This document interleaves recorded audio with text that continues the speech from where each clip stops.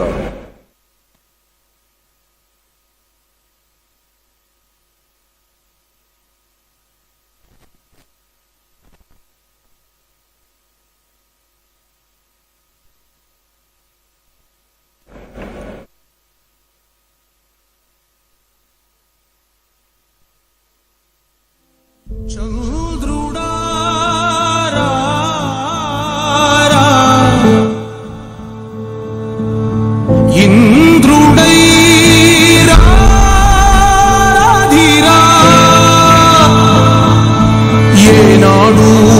పరిపాలనమా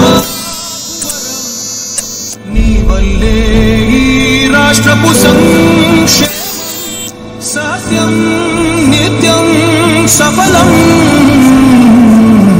జనగణ మంగళదాయకుడా ఘనమగు చరితల నాయకుడా పలుతరములు మము పరిపాలించర స్వామికుడా నవయుగ మేధో సైనికుడా సమయము తెలియని సేవకుడా యువన వ్యాంధ్రకు ప్రగతిని చూపర సాధకుడా వైతాళికుడా.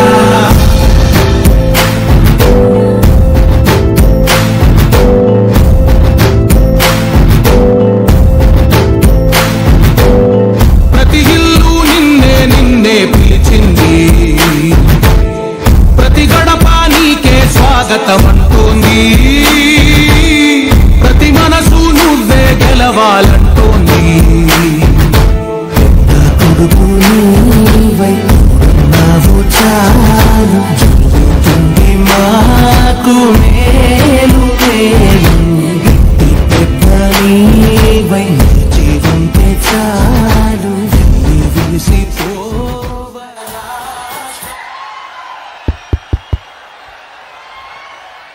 భారతదేశంలోనే ఆంధ్రప్రదేశ్ రాష్ట్రాన్ని అగ్రగామి రాష్ట్రంగా తీర్చిదిద్దేందుకు ఆంధ్రప్రదేశ్ ని స్వర్ణాంధ్రగా, సస్యాంధ్రగా, సస్యశ్యామలాంధ్రగా, వెలుగులాంధ్రగా తీర్చిదిద్దేందుకు గడియారపు ముళ్ళు వెంట తడియారని స్వేదంతో పరిశ్రమిస్తున్న మన గౌరవ ముఖ్యమంత్రి వర్యులు శ్రీ నారా చంద్రబాబు నాయుడు గారికి ఆత్మీయ స్వాగతం, సుస్వాగతం.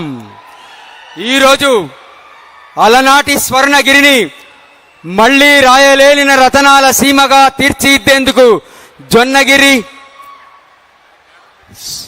మైనింగ్ ప్రాజెక్టును గౌరవ ముఖ్యమంత్రి వర్యులు తమ స్వర్ణ హస్తాల చేత ప్రారంభించారు.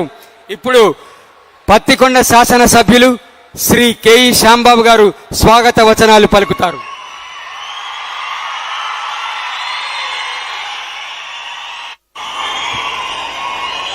సభాయ నమః.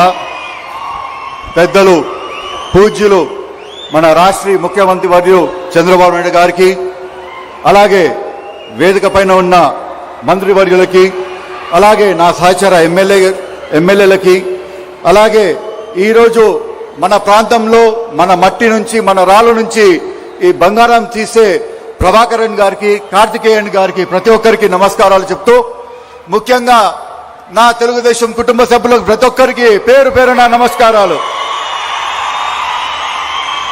సోదరులారా, మనకి బాగా తెలుసు మనము ఈ ప్రాంతంలో ఎంత ఇబ్బందులు పడుతున్నామో. మనకి ఒక నది లేదు, ఒక దార లేదు. మనం ఎంతసేపుకైనా కానీ వర్షాపాతం దానిపైన మనము డిపెండ్ అయ్యి మన సేద్యం చేసుకునే కాలం.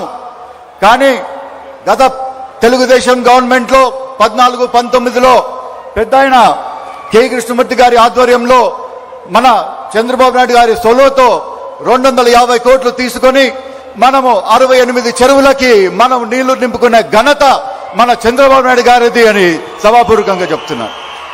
మరి అదేవిధంగా ఈరోజు ఈ సంస్థ ఈడ ఓపెన్ అయిందంటే మీ అందరూ కూడా బాగా తెలుసు.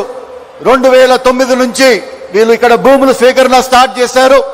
ఆ రోజు కెఈ ప్రభాకర్ గారు ఎమ్మెల్యేగా ఉండేది, తన నుంచి సహాయం బాగా తీసుకున్నారు.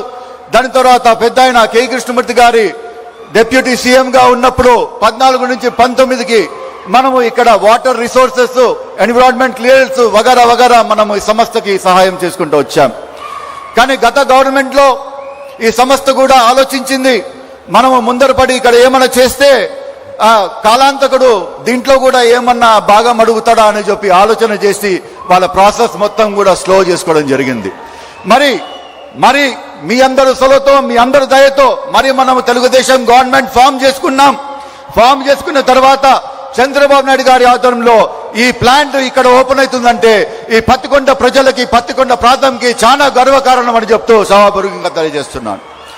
మరి రాబోయే కాలం కూడా ప్రతి ఒక్కరికి మంచిది. మనము పెద్ద ఆయన చంద్రబాబు నాయుడు గారిని 2 అడగాల్సి వస్తుంది. హార్టికల్చర్ ఇప్పుడు 1,00,000 కోట్ల హార్టికల్చర్ ప్లాన్ ఒకటి సెంటర్ నుంచి మంజూరు అయింది.